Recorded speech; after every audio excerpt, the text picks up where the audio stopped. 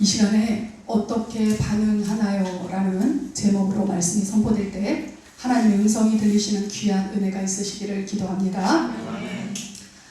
믿음의 사람은 어떻게 세워질까요? 어떻게 성장하고 어떻게 자라날까요? 특별히 율법이 있지만 율법이 지켜지지 않아 없는 것 같은 사사시대와 같을 때 믿음의 사람들은 어떻게 세워질까요? 하나님이 계시지만 계시지 않은 것 같은 혼돈의 시대에 믿음의 사람은 어떻게 하나님 앞에 예배할 수 있을까요?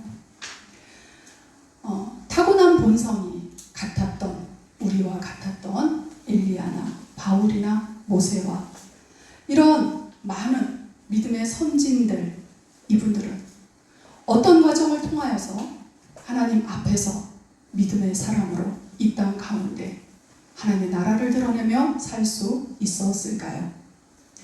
오늘 본문을 통해서 한 사람이 어떻게 믿음의 사람으로 세워지는지 오늘 본문을 통해 하나님의 음성을 들으시기를 바랍니다.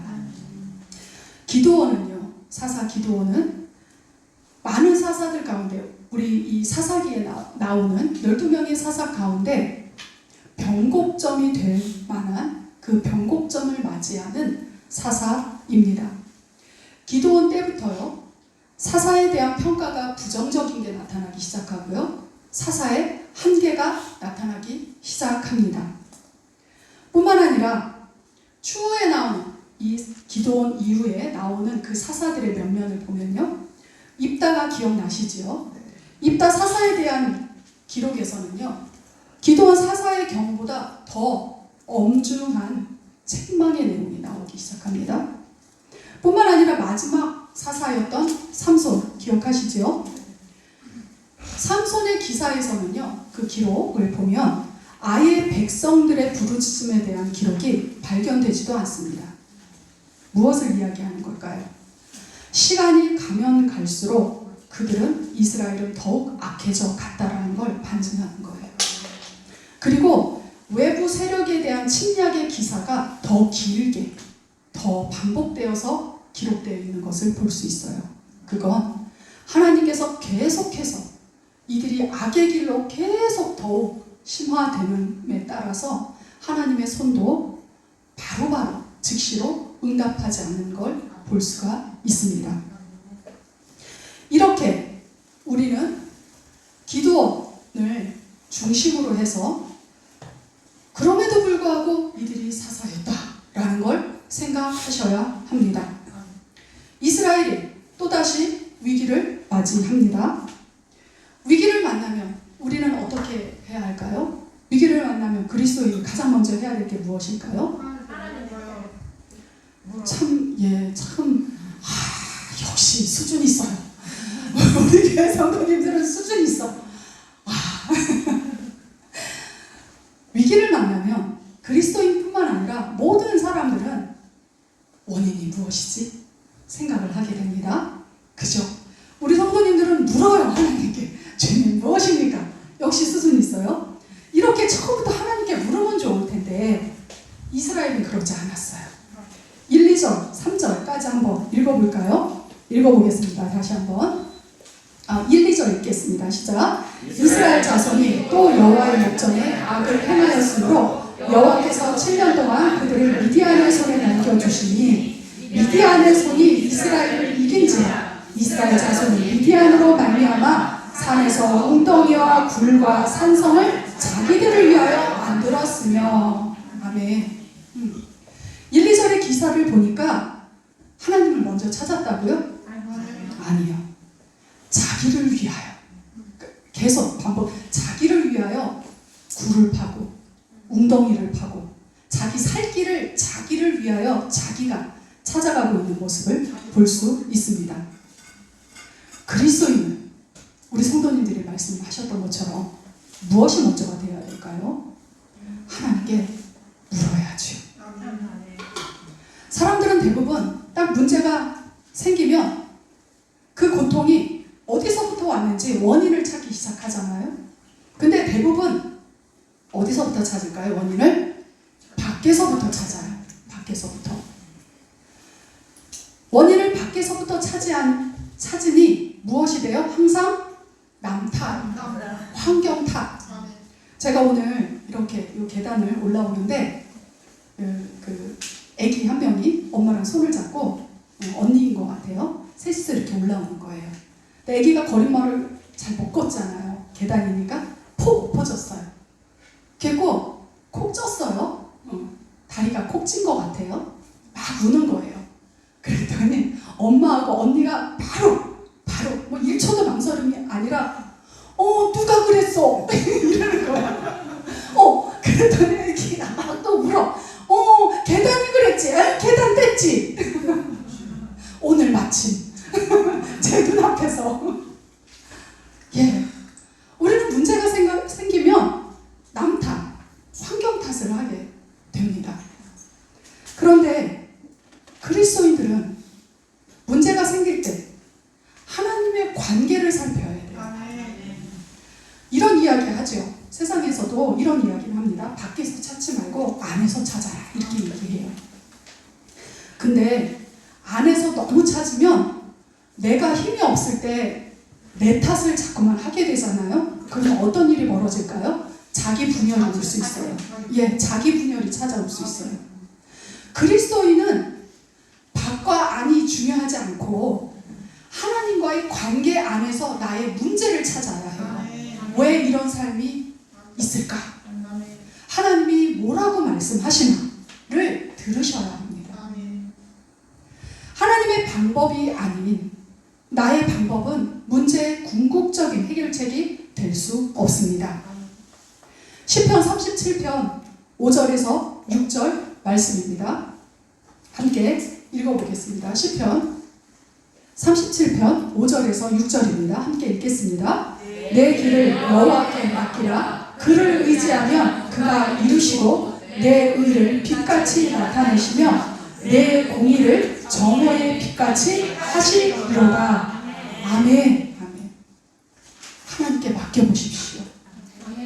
그리고 하나님께서 어떻게 인도하시는지를 기다리십시오. 아멘.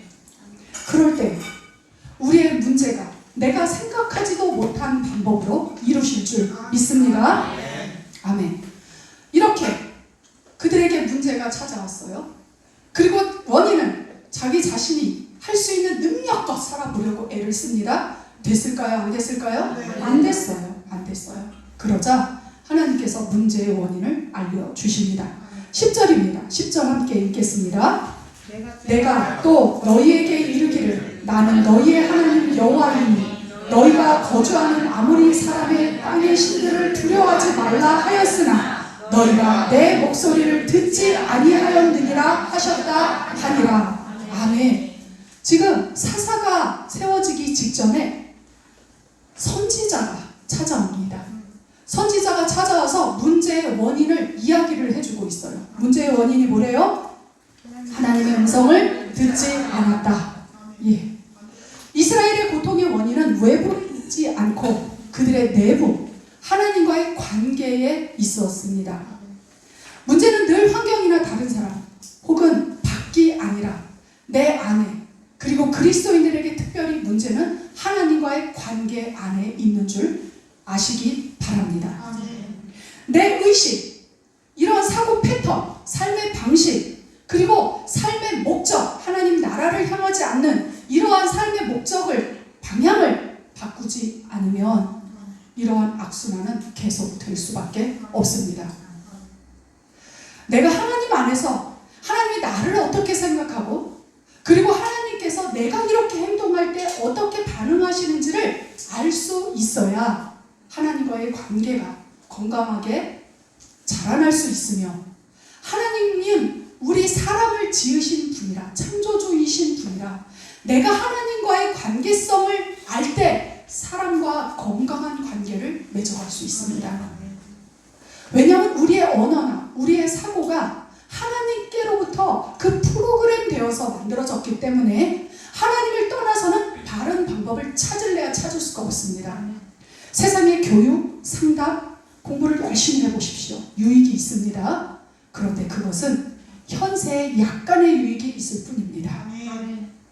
하나님의 관계 관계를 건강하게 하는 것, 그리고 하나님 안에서 살아가는 그 삶의 태도를 닮아가고 배워가는 것을 경건이라고 하는데, 경건의 훈련은 어디까지 영향을 미친다고요? 천국의 삶까지, 네, 영혼의 삶까지 영향을 미친다고 말씀합니다. 그리스도인은 문제의 원인을 이렇게 하나님과 나의 관계에서 찾아야 합니다. 우리 스스로 해결해 보려고 하지만 하나님께서 알려주셔야만 문제의 원인을 알 수 있습니다. 지금껏 우리 성도님들은 문제의 원인을 어디에서 찾으셨습니까? 배우자를 탓하고 있진 않았습니까? 내 자녀를 탓하고 있진 않습니까? 혹은 내 부모를 탓하고 있지는 않았습니까? 기억하십시오. 그리스도인은 하나님과의 관계 안에서 문제의 원인을 찾아야 합니다. 하나님께서 이렇게 선지자를 통해서 말씀해 주셨어요. 그리고 나서 사사를 세우십니다. 본문 11절로 13절 말씀입니다. 11절로 13절 말씀입니다. 함께 읽겠습니다. 여호와의 사자가 아비에셀 사람 요아스에게 속한 오브라에 이르러 상수리 나무 아래에 앉으니라. 마침 요아스의 아들 기드온이 미디안 사람에게 알리지 아니하려 하여 밀을 포도주 틀에서 타작하더니 여호와의 사자가 기드온에게 나타나 이르되 큰 용사여 여호와께서 너와 함께 계시도다 하매 기드온이 그에게 대답하되 오 나의 주여 여호와께서 우리와 함께 계시면 어찌하여 이 모든 일이 우리에게 일어났나이까.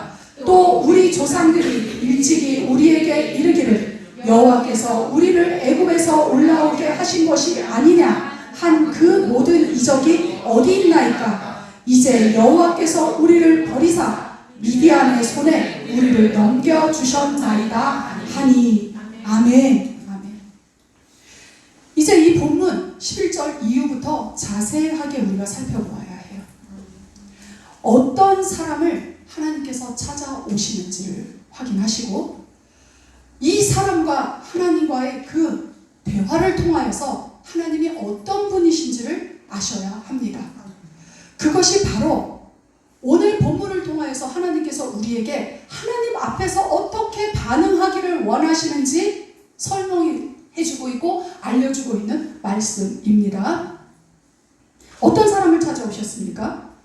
11절에 보니 기드온을 찾아오셨는데 밀 아시죠? 쌀보리 밀. 네. 쌀보리 밀 할 때 그 밀을 어디서 타작을 해요? 포도주 틀에서 지금 타작을 하고 있습니다.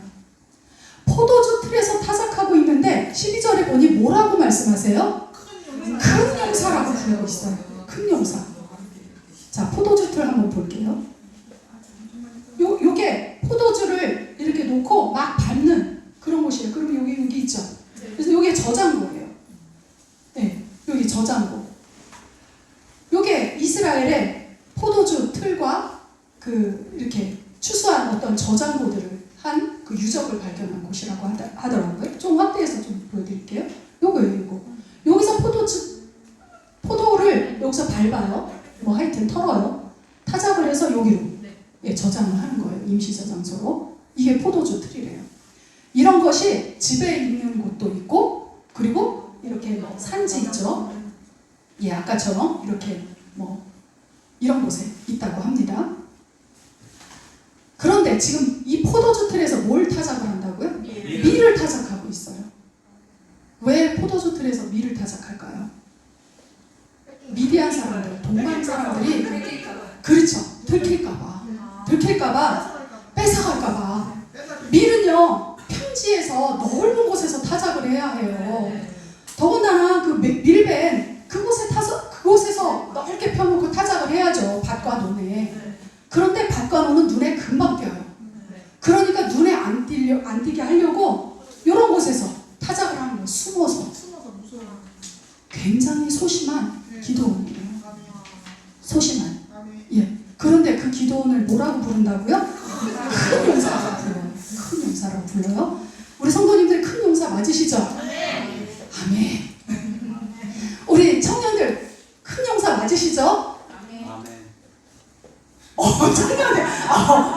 묵직한 청년의 음성이 들렸는데 아멘입니다. 네네, 아멘이에요.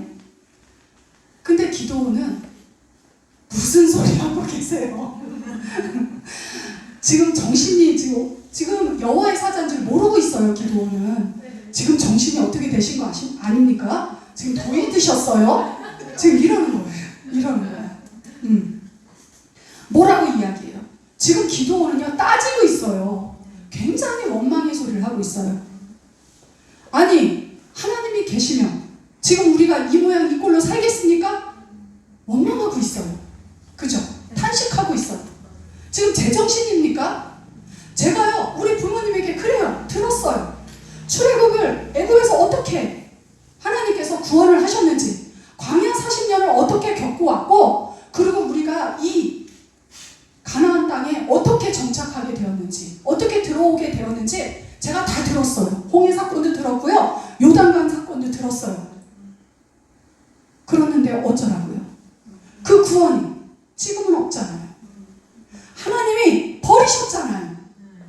그래서 지금 제가 우리 민족이 이렇게 살고 있잖아요. 이렇게 지금 기도원이 따지고 있는 거예요. 기도원은요 굉장히 그 현실의 삶의 자리를 진지하게 생각하는 사람이었어요. 그 자신이 겪고 있는 이 고통을 자신만 겪고 있다고 생각하지 않고 민족이 겪고 있는 고통이라고 넓은 시각을 가진 그런 사람이었어요.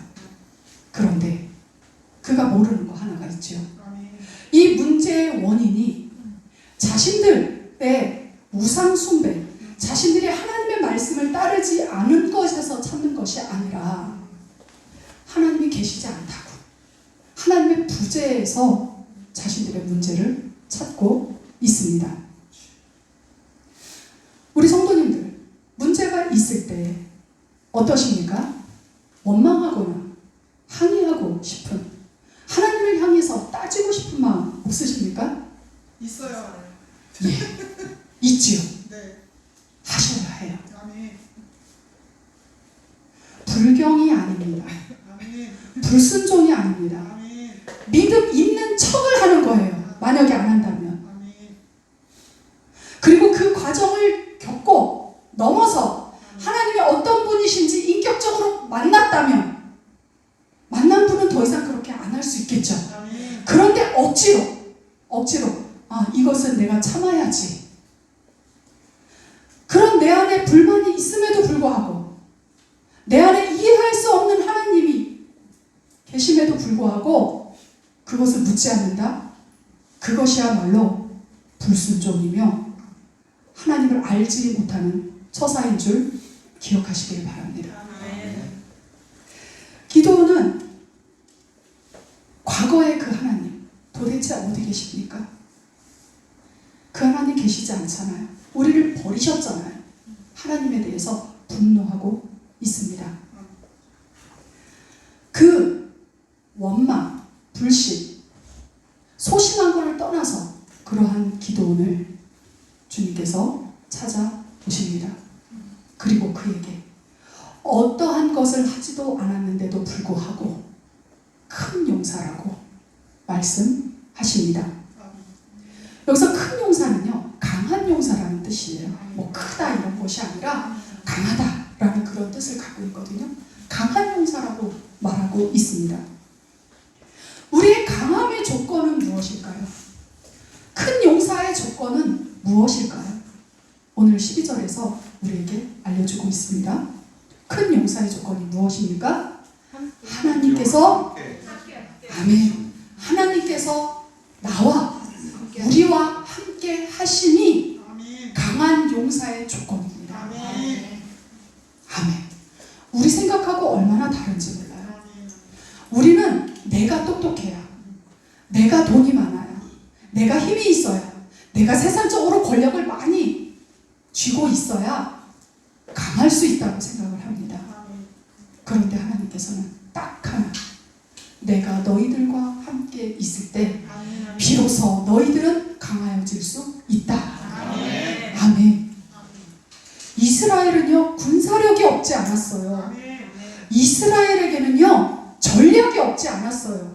우리가 지금까지 기도원 직전에 드보라, 바락 그 사사들을 통하여서 우리가 확인했습니다.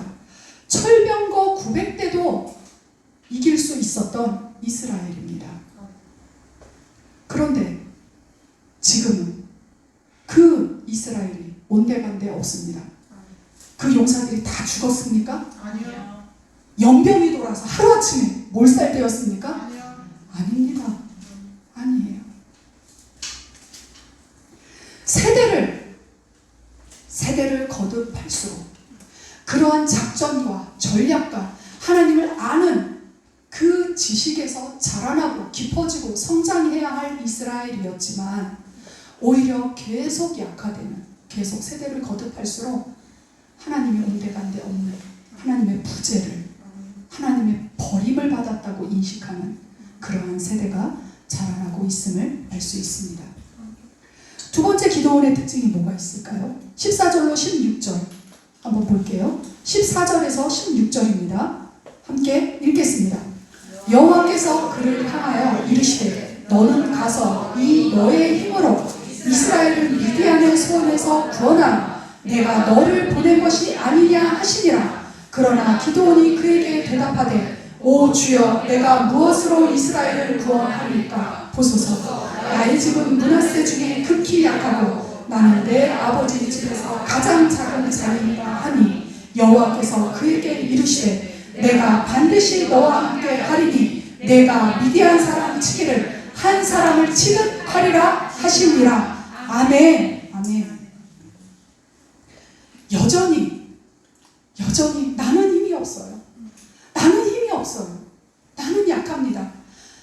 본인 핑계를 이제 못 대니까 큰 용사라고 덜컥 들어버렸잖아요. 그러니까 이제 어디를 끌어와요? 가문을 끌어와요. 가문. 우리가 늘 그렇죠. 아주 샅샅이 찾아요. 내 자녀가 못하는 걸 샅샅이 뒤져요. 수학을 잘하면 너 국어 못하잖아. 국어하고 수학을 잘하면 너 과학을 못하잖아. 어쩜 그렇게 샅샅이 찾는지.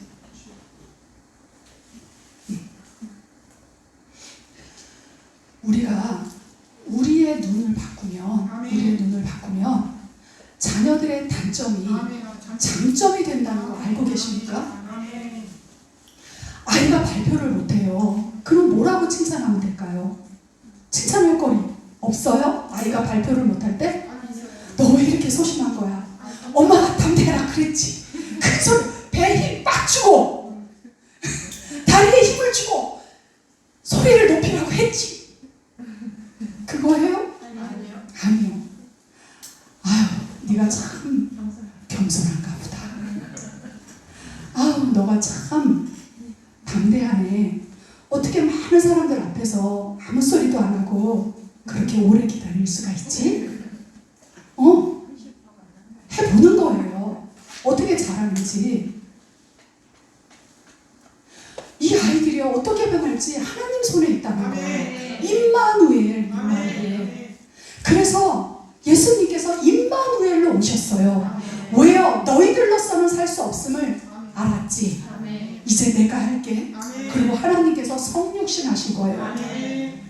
주님이 성육신 하셨는데 우리 부모가 성육신 해야죠. 아멘이십니까? 아멘. 내 아이가 머리가 나쁜 것 같아. 왜 이렇게 머리가 나쁘니? 이래야 되겠습니까? 그 머리를 누가 주셨어요? 하나님께서 주셨어요. 그러면 이렇게라도 얘기해야죠. 네가 이 머리 갖고 세상을 넉넉히 이기고 사는 능력이 있나 보다. 세상에 이렇게 IQ가 낮은데, IQ가 낮은 건요 세상을 실패할 수 있는 가능성이 있다는 얘기가 아닙니다. 그 아이는 공부 재능이 없다는 것 뿐인 거예요. IQ가 낮아도 공부를 잘할 수 있어요. 노력하면. IQ 따져서 여기 자리에 우리가 삶을 살아가는 1, 2, 3등이 있던가요? 아닙니다. 말씀해 주셔야죠.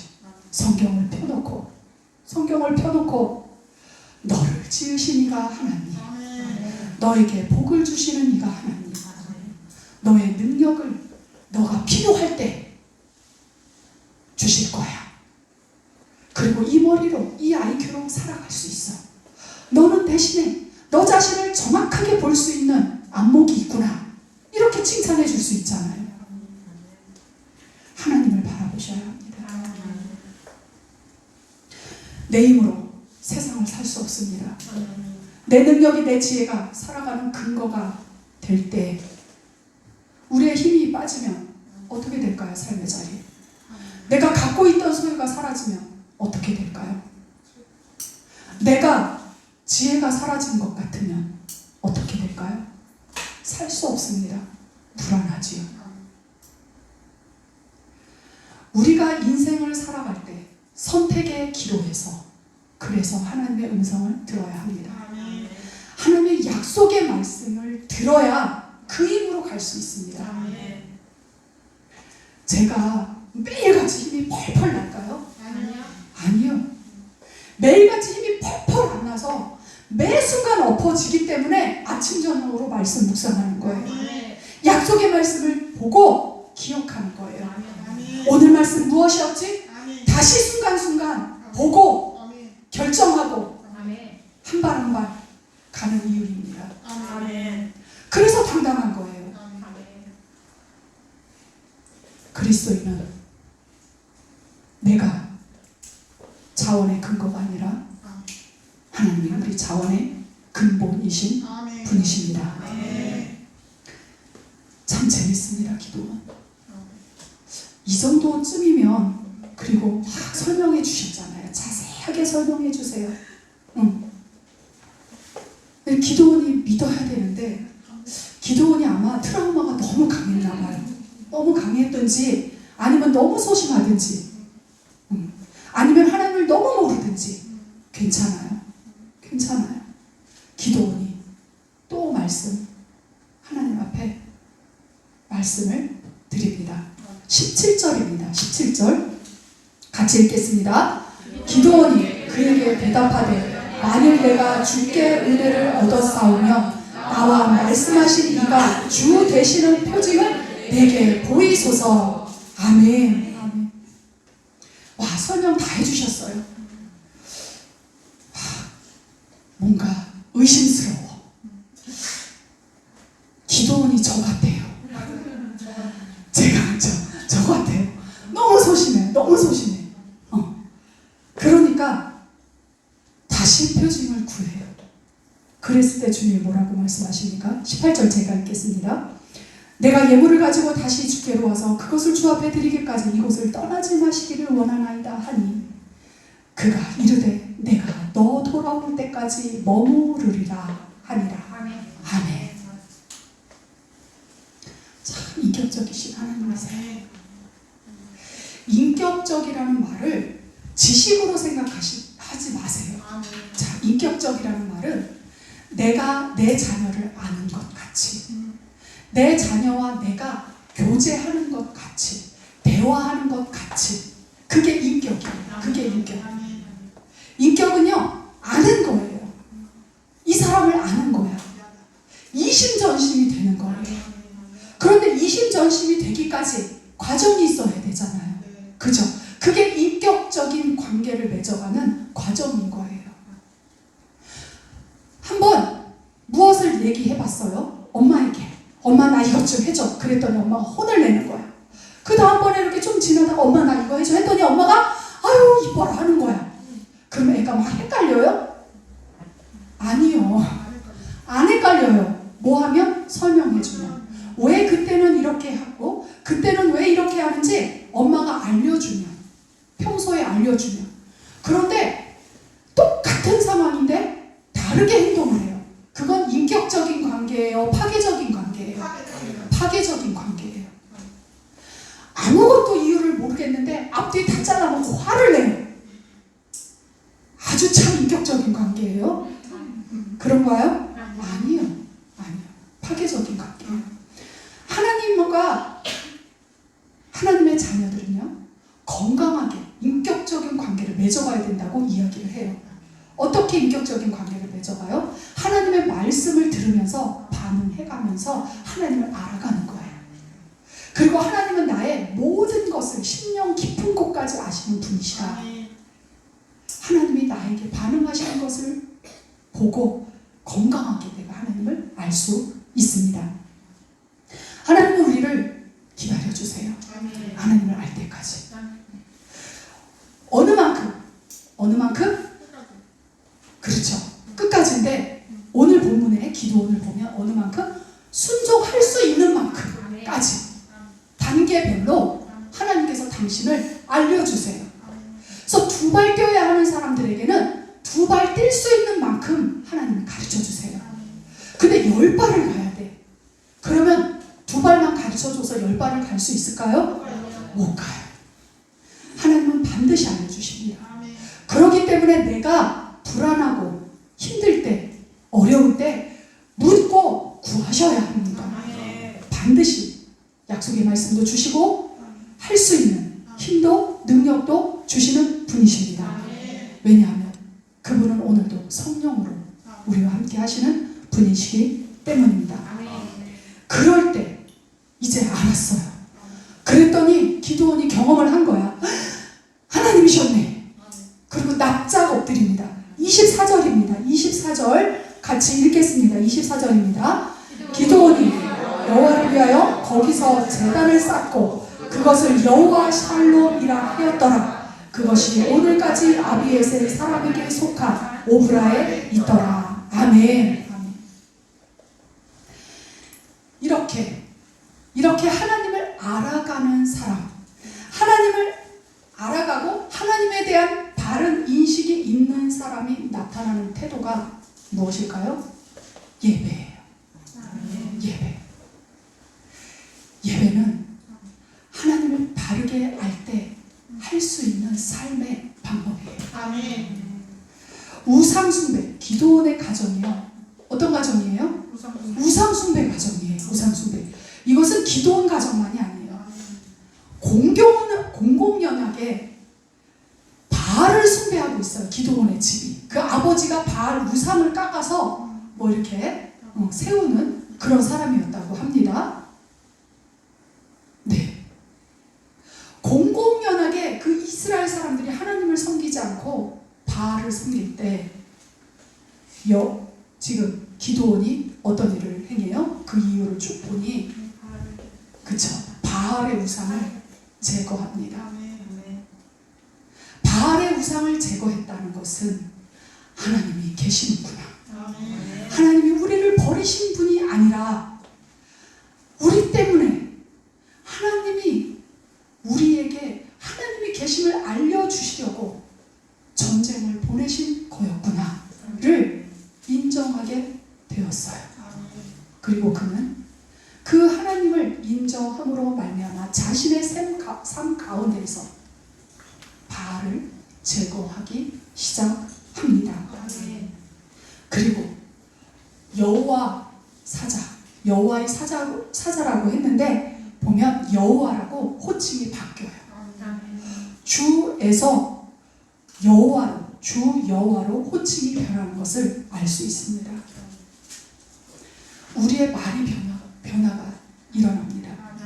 우리가 하나님을 바르게 알 때 사람을 두려워하지 않아요. 그리고 사람에게 변명하지 않아요. 나를 변호하려고 계속 사람들에게 나를 이야기하지 않아요. 언젠가 알게 될 거예요. 지금 당장은 오해해도 그런 뚝심이 생겨요.